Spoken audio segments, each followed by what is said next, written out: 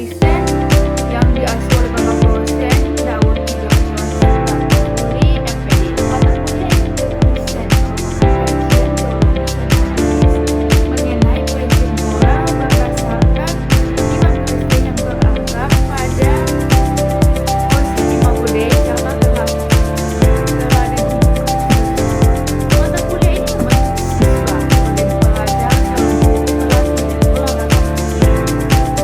Manusia adalah makhluk etis, artinya manusia memiliki nalar untuk mempertimbangkan apa yang baik dan buruk. Inilah yang membedakan manusia dan binatang, yaitu pertimbangan moralnya.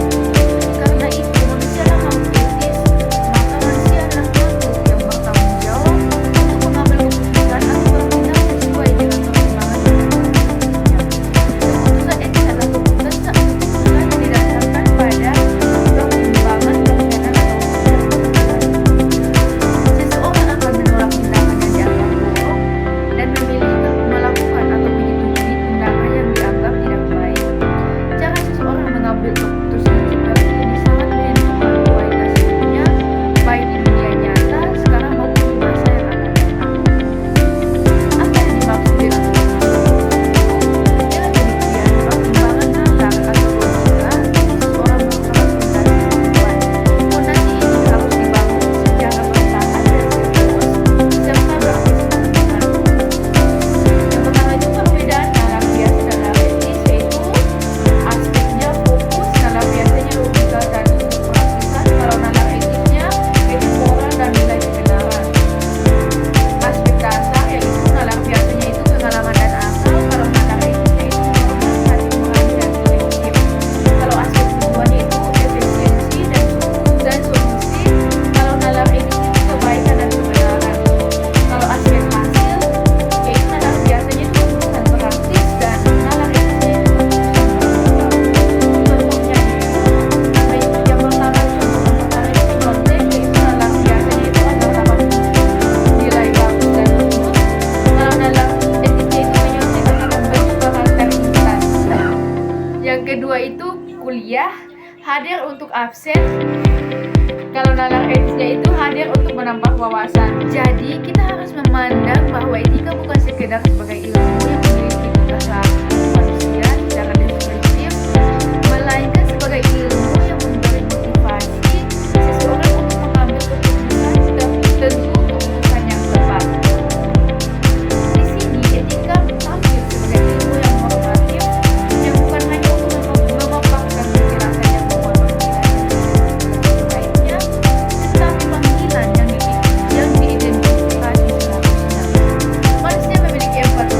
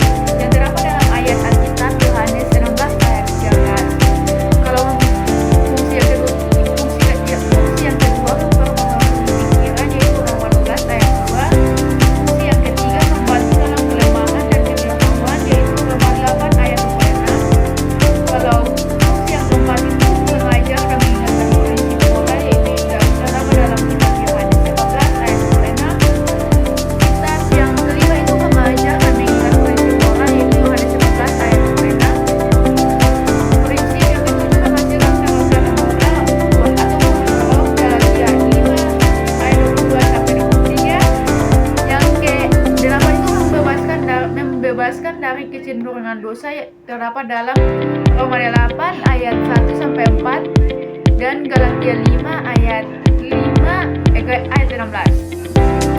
Yang kedua itu sarana dalam menyusun konkret kita, etika yang berkualitas itu. Yang kedua, Alkitab, fungsinya, pedoman norma dan standar kebenaran, terdapat dalam ayat 2 Timotius 3 ayat 16 sampai 17 dan Mazmur 119 sampai 105. Fungsi yang kedua dari Alkitab itu alat deliberasi dan pengembangan moral, terdapat di ayat dalam Alkitab Ibrani 4 ayat 12 dan Amsal 6 ayat 3. Fungsi yang ketiga itu pembentukan karakter dari dalam, yaitu terdapat dalam Alkitab Yosua 1 ayat 8 dan Mazmur 11 ayat Mazmur 119 ayat 9 sampai 11. Yang keempat itu menerangi hati nurani, yaitu Roma 2 ayat 15 dan Mazmur 19 ayat 8. Dan yang kelima itu koreksi dan pemulihan hak dari penyimpangan, yaitu terdapat dalam 2 Timotius 3 ayat 16 dan Yakobus 1 ayat 2 sampai 22. Yang keenam itu hikmah untuk kesimpulan kompleks, terdapat dalam kitab Yakobus 1 ayat 5, Amsal 3 dan Amsal 3 sampai ayat 5 sampai 6. Yang bagian ketiga itu dokumen. Fungsi yang pertama itu menjabarkan otoritas Alkitab, yaitu ayat Alkitab 2 Timotius 3 ayat 16 sampai 17 dan 2 Petrus 1 ayat 20 sampai 21. Yang kedua itu perlindungan dari penyimpangan norma.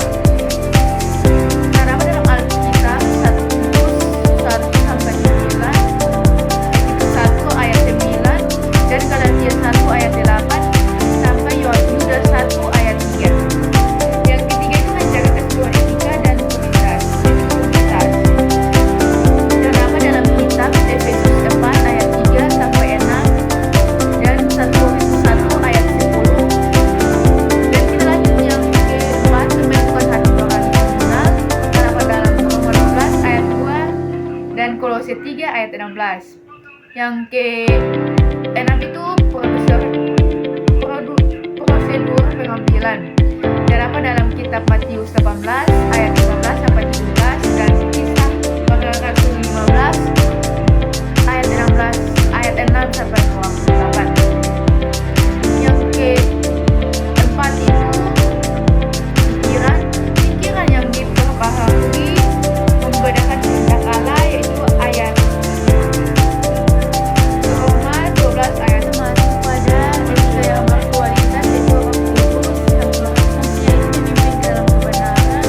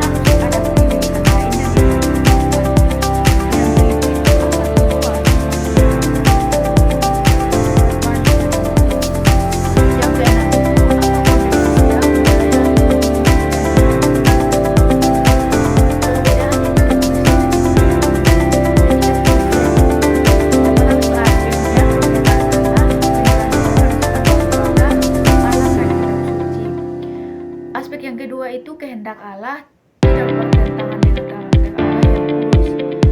Kalau yang ketiga itu bersifat mutlak karena karakter Allah adalah sifat Tuhan. Yang keempat itu menentukan hidup, keputusan etis yang mempengaruhi masa depan bahkan di sekarang. Yang kelima tujuan yaitu kemuliaan Allah dan kebajikan manusia. Kalau etika umum itu aspek yang pertama kekuasaan